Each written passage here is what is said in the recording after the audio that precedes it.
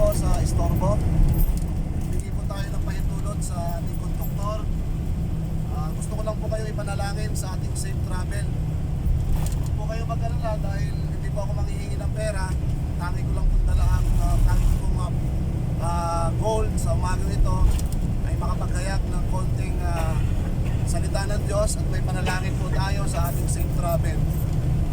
Sa umagang ito po ay pasensya na po kung ako po ay nakaka-istorbo. Pero ang isang pinakamahalagang bagay po na pwede natin mangyari sa ating buhay ay makarinig po tayo ng salita ng Diyos sa umagang ito. Purihin po ang Diyos dahil binigyan tayo ng napakagandang umaga para makapag-travel po tayo. So manalangin muna tayo para bigyan po tayo ng Diyos ng safe travel. Dakilang Diyos na makapangyarihan sa lahat. Salamat po Panginoon sa iyong pag-ibig sa amin.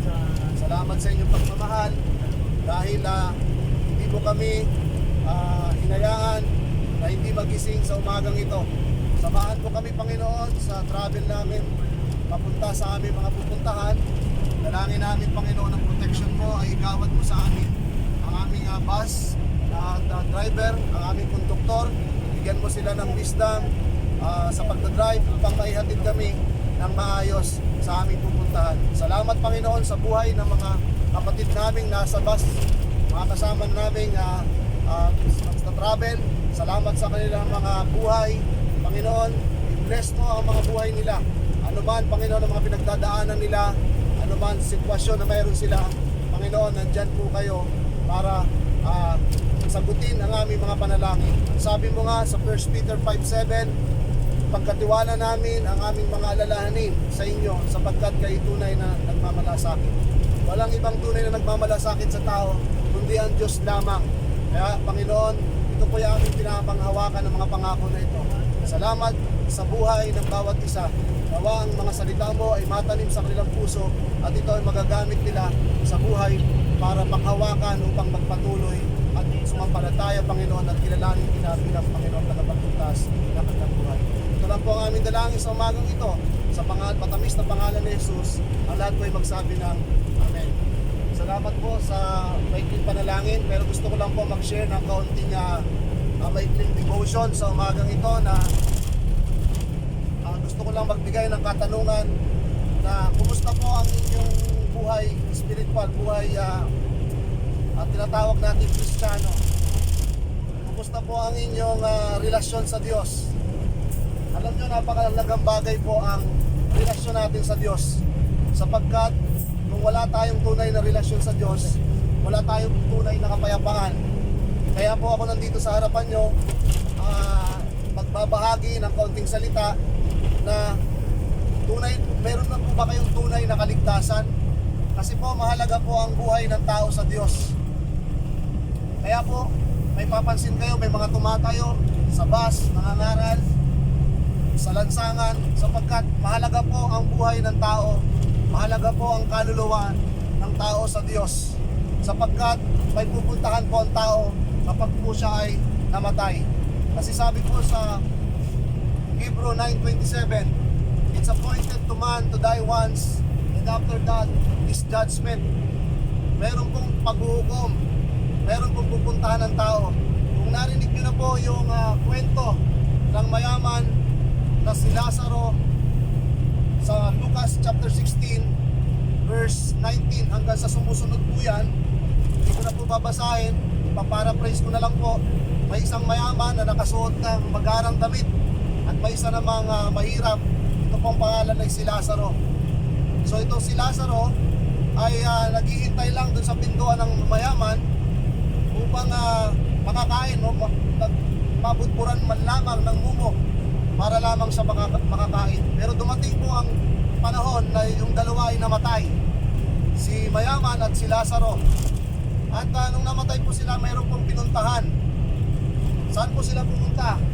Ang mayaman po ay pumunta dun sa tinatawag natin ikalawang kamatayan, tinatawag na Hades. At si Lazaro naman po ay pumunta sa piling ni Abraham. Kung papansinin nyo po, babasahin nyo po yung verse. Itong mayaman ay nakiusap kay Abraham kasi nakita niya si Lazaro maayos ang buhay doon sa piling ni Abraham. At At itong mayaman ay nagdurusa sa hirap ng apoy. Ano pong ibig sabihin? Ang sabi ng mayaman, kung pwede po si Lazaro ay dampi yung kanyang daliri sa tubig at ilagay sa kanyang dila. Ano po ang sabi ni Abraham? Hindi pwedeng pumunta si Lazaro dyan sa lugar mo sapagkat mayroong pagitan na bangin. Ano po ang ibig sabihin nito? Ang buhay po natin ay maikli. May pupuntahan po tayo. Kung papansinin nyo dun sa verse na binasa natin, sinasabi ko sa inyo, sabi ng mayaman, naghihirap ako sa lugar na ito, sa apoy na ito. Ibig sabihin po, hindi yung namamatay ang apoy doon. Kasi po ang tao, binigyan po ng buhay ng Diyos. Ngayon kung hindi natin ito gagamitin para gawin ang kanyang kalooban at tatanggapin si Jesus bilang tagapagligtas ng buhay natin, may pupuntahan po tayo. Maaaring doon po tayo sa mayaman. Dalawa lang po ang pupuntahan natin, langit lang po at impyerno. Wala pong gitna. Kaya po, nandito kami para paalalahanan at i-remind ang tao na may pupuntahan po tayo kasi ang tao po ay nagkasala. Sabi sa Roma 6:23, sapagkat ang kabayaran ng kasalanan ay kamatayan. Kaya ako nagkaroon ng kamatayang pisikal dahil sa kasalanan. Ngayon, mayroon po tayong isa pang tinatawag na kamatayan, yung kamatayang spiritual. Ito po yung total separation natin sa Diyos.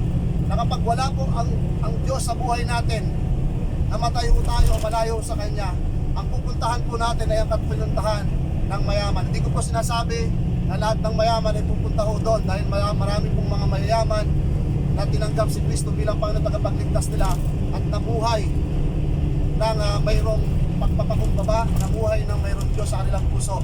Ibig sabihin lang po nito, mayaman o mahirap, kung mamamatay po tayo na walang Diyos, walang Jesus sa buhay, mahirap po ang pupuntahan natin. Kasi isang beses lang po, bibigyan ng chance ng Diyos ang tao habang nabubuhay po siya.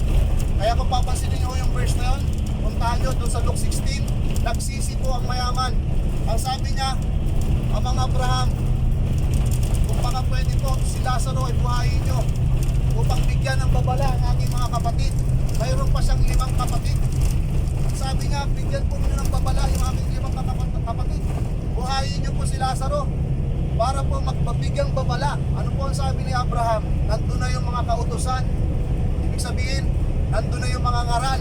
May mga Biblia na. Kung hindi sila maniniwala, wala po tayong magagawa. Yun po ang sabi ni Amang Abraham. Sabi naman ni Amang Abraham, nagpasasa ka dito sa lupa nung ikaw ay nabubuhay pa. Kaya po, mga kapatid, seryoso po ang mensahe ng Diyos sa umagang ito na wag po natin aksayahin ang ating buhay habang po ay nabubuhay tayo sa lupa. Dahil mahalaga po ang buhay niyo sa Diyos. Ayaw niya ho tayong mapahamak. Sabi niya sa John 3:16, sapagkat kayo na lamang ang pag-ibig ng Diyos sa sanlibutan, na ang sino mang sumampalataya sa Kanya ay hindi mapapahamak, kundi magkakaroon ng buhay na walang hanggan. Ang question po, sumasampalataya po ba tayo na mayroong kayong Diyos? Sumasampalataya po ba kayo doon sa Jesus na ipinadala ng Diyos para po tayo magkaroon ng kaligtasan? Kapatid, sumampalataya po tayo. Kung ikaw hindi mo pa kinikilala si Jesus bilang Panginoon tagapagligtas ng buhay mo, kilalanin mo na siya ngayon pa lamang. Sapagkat kawawa po ang kahihinatnan ng tao kung mamamatay tayo ng walang Diyos. Sapagkat eternal po. Kasi po, mayroon po tayong, ang katawan po ng tao ay binubuo ng 3 elemento to eh. Katawan, na kung saan yung katawan natin mabubulok kaya kung namamatay tayo, ililibing tayo. Yun po yung inuuhod. At pangalawa, yung espiritu bigay sa atin ng Diyos yun, hiningahan tayo, babalik sa Kanya yun. Yung kaluluwa ng tao, yun po yung hahatulan.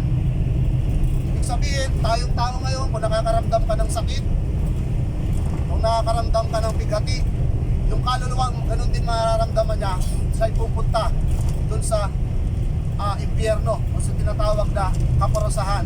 Kaya po, ako sa inyo humaharap. This is my first time po na magsalita dito sa bus. Kinundig po ako ng Holy Spirit. Maraming kaluluwa na pwedeng makarinig ng salita ng Diyos. Kaya po ito'y binabahagi ko po sa inyo. Pasensya na po kung na-istorbo po kayo sa inyong mga tulog. Pero itong pinakamahalaga po, ang salita ng Diyos sa buhay natin ay maghari. Alam ko po, meron po kayong mga kabigatan. At yan po ay alam ng Diyos yan. Kaya nga po siya naging tao para maramdaman niya rin po tayo. Ang tanging lang po natin gagawin, sa atin kanina, ipagkatiwala natin ang ating mga alalahanin sa Kanya at siya ay tunay na nagmamalasakit sa atin. Ang Diyos lamang po ang tunay na nagmamalasakit sa atin. Maaaring ang mga tao na pinagkakatiwalaan natin, mabitray tayo, hindi tumupad sa pangako. Pero ang Diyos po natin, kung tayo nananampalataya at sumunod-sunod sa Kanya, walang pinabayanan ang Panginoon na hindi sumunod sa Kanya. Kaya yung sumusunod po, mahalaga po sa Diyos yan.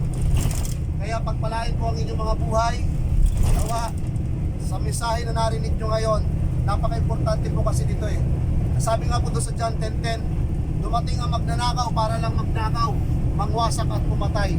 Ang kaaway po, ang gusto ng kaaway, ang pamilya natin sira. Sira ang relasyon mo sa asawa mo, sa anak mo. Yun ang gusto ng kaaway Ayaw na maging maayos ang buhay natin kasi gusto niya tayo isama doon sa paghihirap. Pag dumating po ang paghuhukom.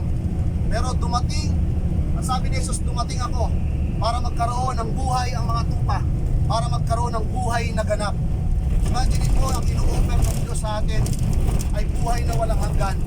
Kaya mga kapatid, sabi sa Roma 10:9, kung i-confess mo sa iyong labi, kung ipapahayag mo sa iyong labi na si Jesus ang Panginoon at Diyos, at muli siyang binuhay ng Diyos, ay maliligtas ka. Kailangan ipahayag po natin yan sa ating mga labi na Panginoon natin ang ating Panginoong Kristo. Kaya kung ikaw, hindi mo pa kinikilala ang ating Panginoong Jesus, kilalanin mo na siya bilang Panginoon at tagapagligtas mo, sapagkat siya lamang ang tunay na daan. Walang ibang daan po. Sabi sa John 14:6, ako ang daan, ang katotohanan at ang buhay. Walang makakarating o makakapunta sa Ama, kundi sa pamamagitan ko. Kaya Lord, kaya sa umagang ito, kay Jesus lang natin ipagkatiwala ang lahat. Maraming salamat po. Una po papakabain, malinaw po ang mensahe ng Panginoon. Kailangan natin siyang tanggapin bilang Panginoon tagapagligtas natin at mabuhay tayo nakasama ho siya. Kasi mahirap po na mamuhay na hindi ho natin kasama ang ating Panginoong Jesus. Magulo. Nasa Kanya po ang tunay na kapayapaan. Kami po ay nangangaral sa jail, mag-asawa. Nangangaral po kami sa mga kapulisan. Kaya po maraming nakulong dahil maraming broken family. Yan po yung mga base sa interview namin sa mga inmates. Walang gumabay sa kanila. Kaya po ayusin po natin ang ating mga pamilya-pamilya. Ihingi natin ho sa Diyos yan na kung mayroon mang wasak na pamilya, ang Diyos po ay nagre-restore, nagtatransform ng buhay ng tao. Kung kahit gaano ka man kasama, kapag lumapit po tayo sa Diyos, murado po ang ating mga kasalanan. Kaya sa umagang ito, maraming salamat po sa buhay nyo, mga kapatid. Pagpalain po ang inyong mga buhay, pagpalain po ang inyong mga trabaho. I-bless pa ng Diyos kung ano po ang inyong mga ginagawa. Magandang umaga po sa inyong lahat. Pagpalain po at kapayapaan po ang maghari.